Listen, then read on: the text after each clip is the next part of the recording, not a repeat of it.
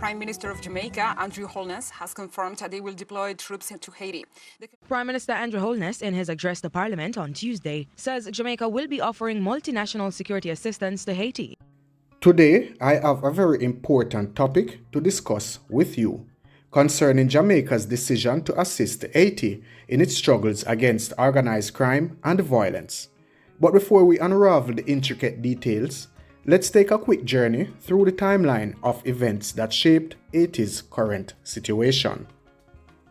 Back in 1804, Haiti fought for and won its independence, marking a historic milestone.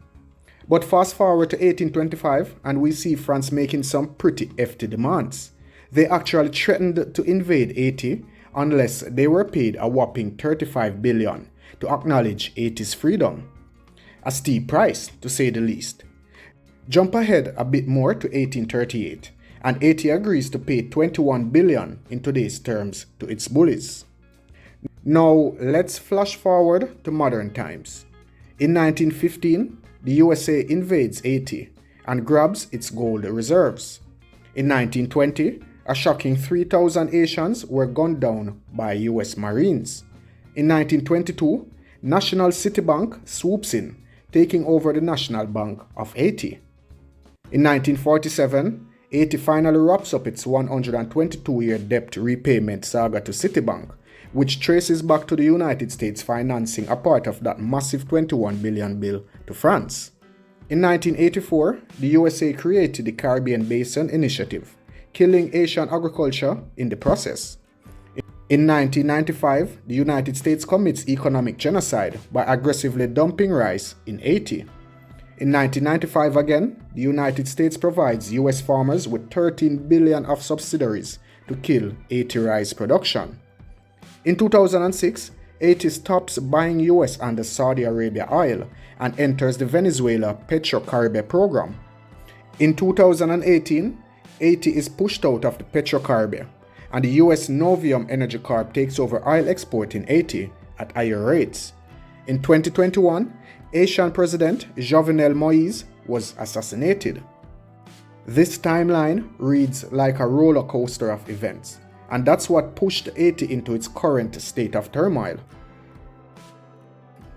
So, with this backdrop, Jamaica's offer to help Haiti is certainly commendable. But it naturally raises questions. Doesn't Jamaica have its own crime battles to fight? Shouldn't Jamaica fix its internal issues before reaching out a hand to Haiti, where chaos seems to be a constant companion? What's the driving force behind Jamaica's decision? And how might this impact both Haiti and the wider Caribbean community? And finally, how can Haiti's deeply rooted crime problems actually be solved?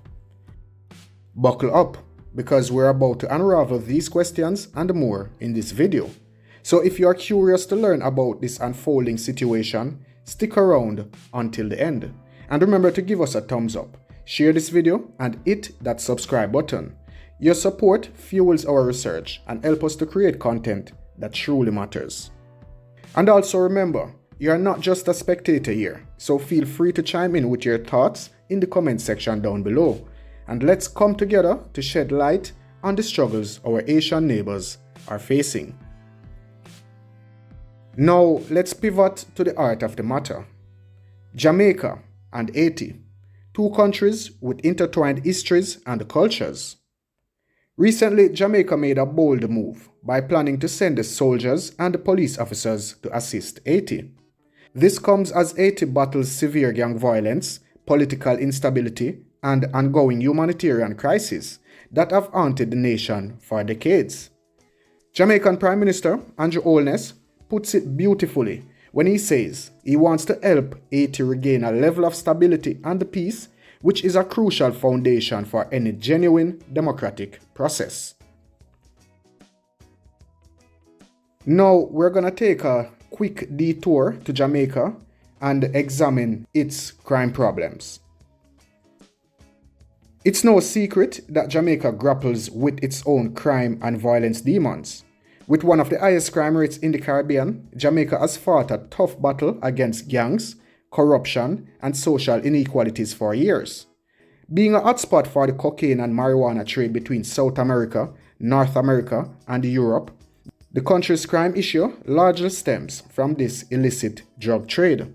Also, the illegal lottery scam often lead to corruption seeping into the security forces and justice systems. And guess who bears the brunt of all of this? The Jamaican public, facing dire social and economic consequences. However, Jamaica has taken steps to address this by community policing, anti-corruption measures, and justice reforms. But the results are still a bit shy of what's needed. Crime and violence continue to pose challenges, affecting safety, human rights, and public trust in institutions. This not only hampers investment and tourism, but also fuels unemployment and pushes people towards migration. The youth, Jamaica's future, isn't spared either, because education and healthcare also suffer under this weight. Let's switch gears back to Haiti, where the crime dilemma is even more complex. Since the tragic assassination of President Jovenel Moïse in 2021, the country has been trapped in a cycle of electoral and constitutional chaos. An acting president, Ariel Henry, is at the helm without a solid grip on legitimacy.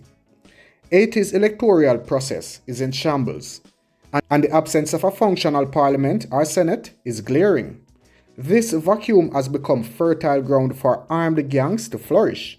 These groups have taken control of significant portions of the country, especially in Port-au-Prince and surrounding areas. Kidnapping, extortion, robbery, murder, these gangs have unleashed a reign of terror. The worst part, alleged links to political factions and business elites who manipulate them as tools. Haiti's people face limited access to basic necessities, and the situation is heart-wrenching. However, Haiti's history plays a significant role in this quagmire. Colonialism, slavery, dictatorship, corruption, foreign interference, natural disasters, Haiti has been hit hard. After winning independence in 1804, they were forced to pay reparations to France.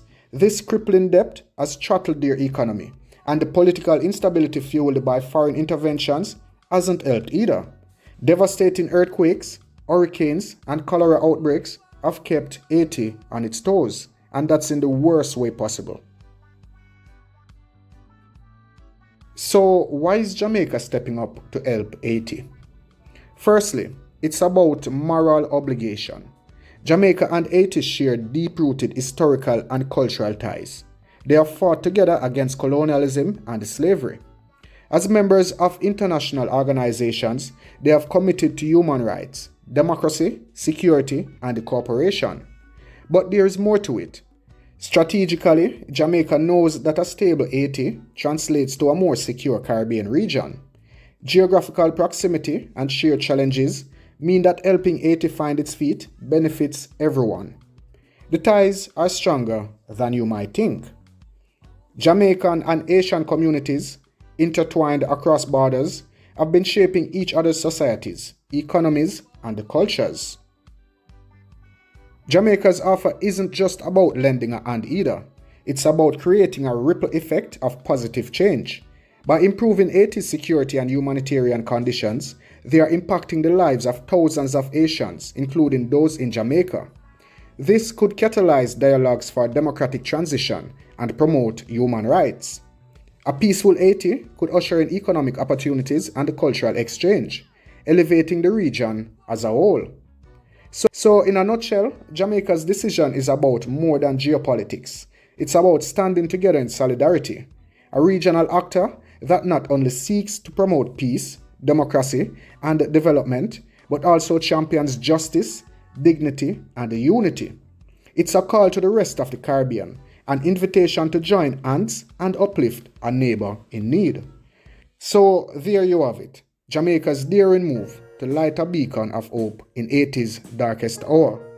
As the story unfolds, remember that we're all part of this narrative, and every bit of support counts. Guys, if you enjoyed this video, please remember you can subscribe to Elite Jamaica by clicking the subscribe button. If you like the video, give the video a thumbs up. Also remember you can join the Elite Jamaica WhatsApp group where we discuss topics like these. And if you find my work interesting and want to support my research, please do donate to the PayPal link below. Thank you for watching.